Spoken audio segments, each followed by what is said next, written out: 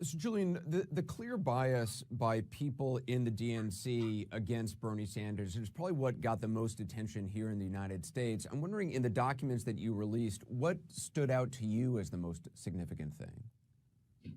Well, to me, the most significant is a clear instruction by the Director of Communications, Louis Miranda, to his staff to undercover, quote, without attribution, unquote, push out a story through the media that Bernie Sanders supporters were engaged in acts of violence. That is not merely a sort of internal rhetoric complaining about Bernie Sanders. Oh, actually, we prefer Hillary.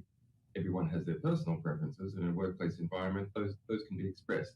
This was an instruction through the chain of command at the DNC to covertly manipulate the public in order to preference one particular candidate of another.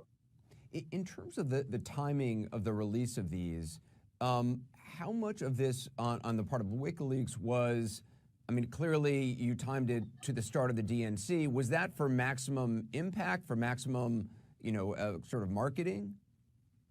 It was that's when we viewed that there would be the maximum interest by readers, but also we have a responsibility to, if we had published after, you can just imagine how outraged the Democratic voting population would have been. So it had to have been before. There's quite a lot of work, as you can imagine, to verify such material and to organize it, index it, catalog it, put it into a searchable, customized database, etc. I saw an interview where you said you had, quote, a lot more material that you might release pertaining to the U.S. election. Are you referring to more emails from the DNC? Because I talked to Donna Brazile, who, as you know, has now replaced Debbie Wasserman Schultz in the wake of this, who says that the hack went on for more than a year, they believe, and that there very well may be a lot more things out there. We have more material related to the Hillary Clinton campaign. It is correct to say that. Of course, you have to be very precise in reporting my statements, which are always very precise. And yeah, those are extremely interesting. And we will see what will come of them in due course.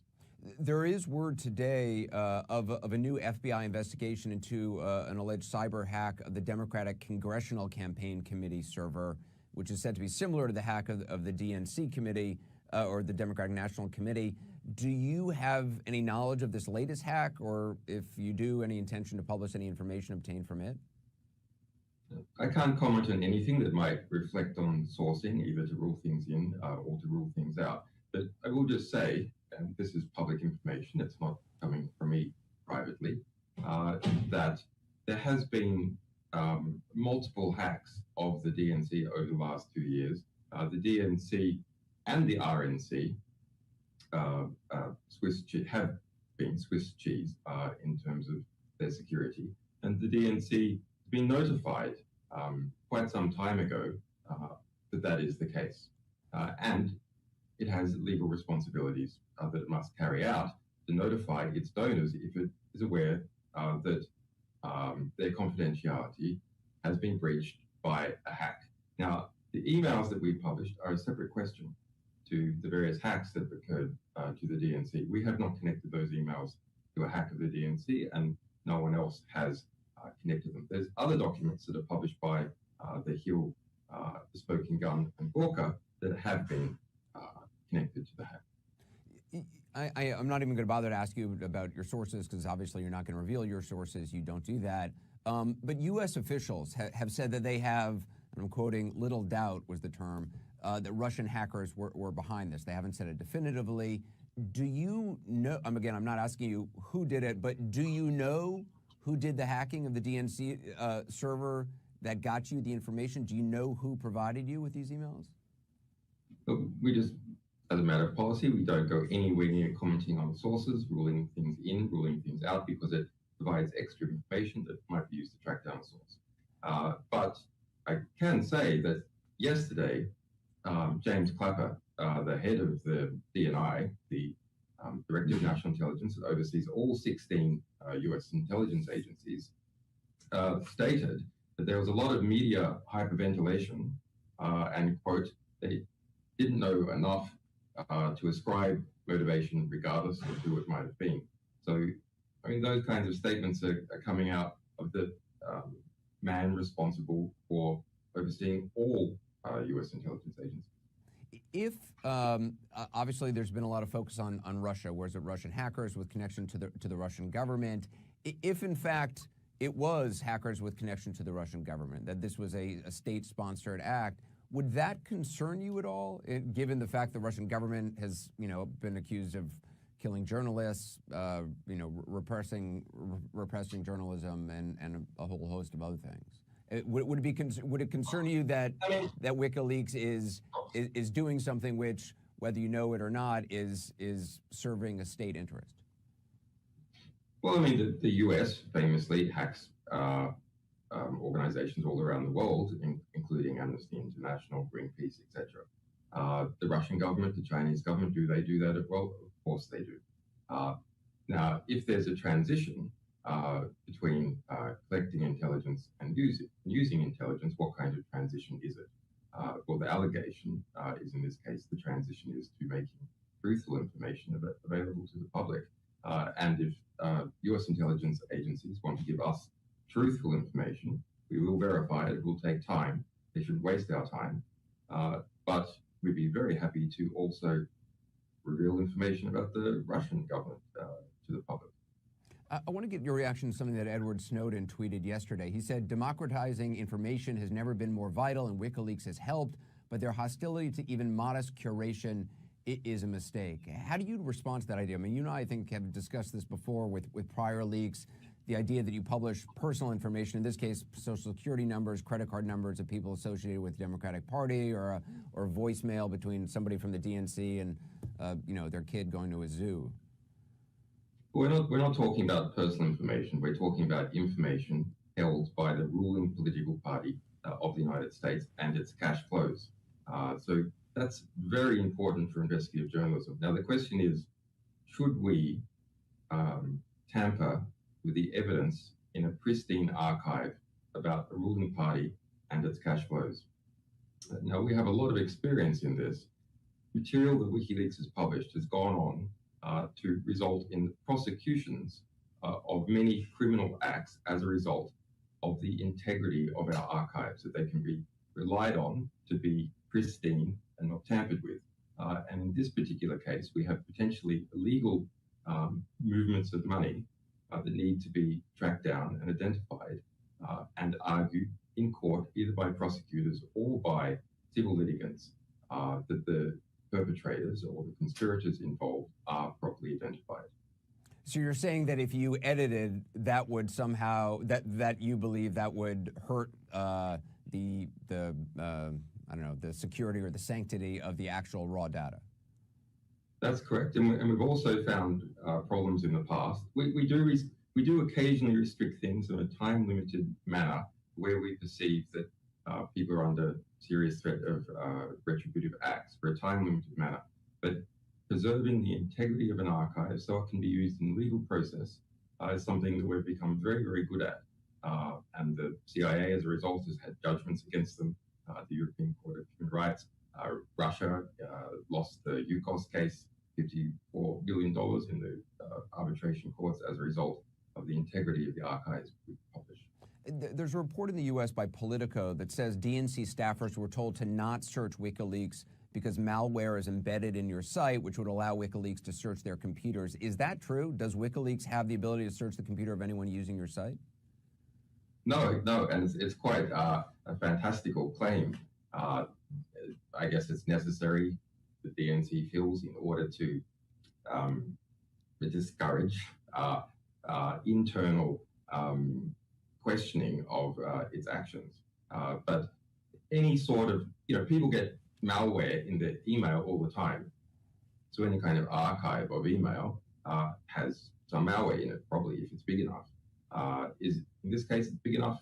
It's hard to say, but in cases where we've done 5 million emails from private intelligence agencies, there has been. But it is malware that is targeted at email readers, not the form in which we display it on our website. There is a question whether you have a personal animus toward Hillary Clinton. You've criticized her on a number of national security, foreign policy issues. Obviously, she has obviously made statements against WikiLeaks. You gave an interview to the British network ITV back in June. You suggested that you're more concerned about Clinton, at least in terms of press freedom, than Donald Trump. Do you stand by that? Is this based on a personal animus? It is false reporting. You can go back and look at that ITV interview. I never said that I wanted to harm Hillary Clinton, anything like that. It was the presenter that used that word, and the New York Times has picked its candidate in this race, and so it distorts the facts in order to try and get its candidate up. WikiLeaks has foundational documents. Those foundational documents say that we accept materials of diplomatic, legal, ethical, or historical significance that haven't been published before and are under some kind of censorship threat. This is a case that meets that. Back in 2009, we did the same thing to Republican Senator Norm Coleman's campaign. So that's 8 years of the same result.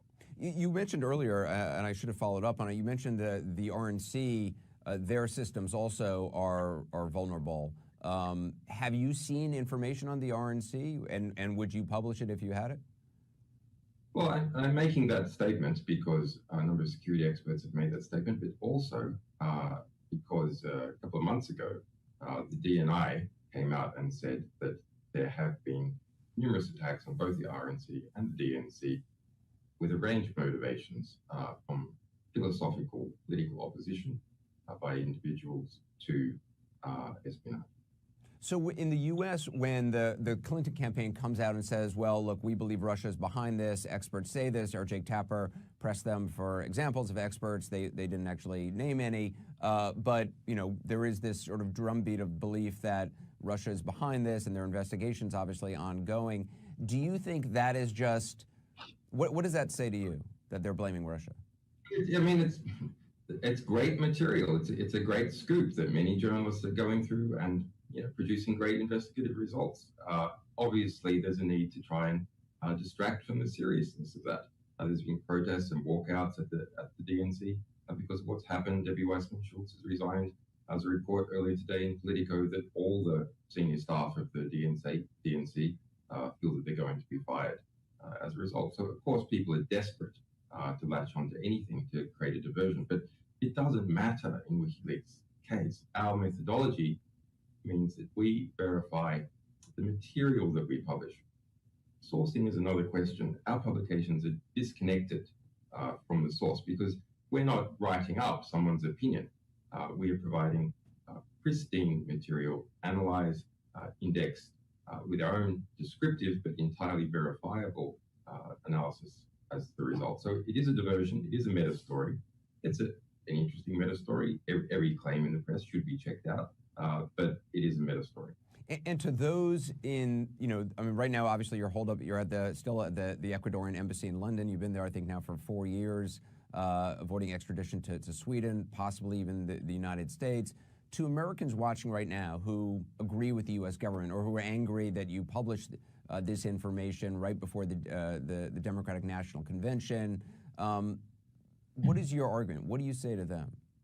That they feel you're interfering in the U.S. elections? No, I think that is a fair question. WikiLeaks is an organization that has a lot of people in it. It's a publisher that's been going a long time. We're entirely funded by the public, by our readers. Unlike, billionaire-funded foundations or Rockefeller or organizations funded by the USAID or organizations like Russia Today. We are funded by the public. We have a number of Americans that work for our organization. So, most of our readers and most of our donors are in the public in the United States. So we have a connection to the United States. Personally, do I have a connection to the United States? Yes, of course, because as an Australian, Australia is in the US alliance in a very significant manner, but Australians don't get a chance to vote. So, so to the question of anger that you're interfering in the U.S. election, you say this is that your readers are American and therefore it's okay? Well, it's what our readers demand, but it's also our basic principles. that the publication of true information, and that's an important qualifier, true information about modern human institutions allows us to understand what they're doing and therefore to reform them.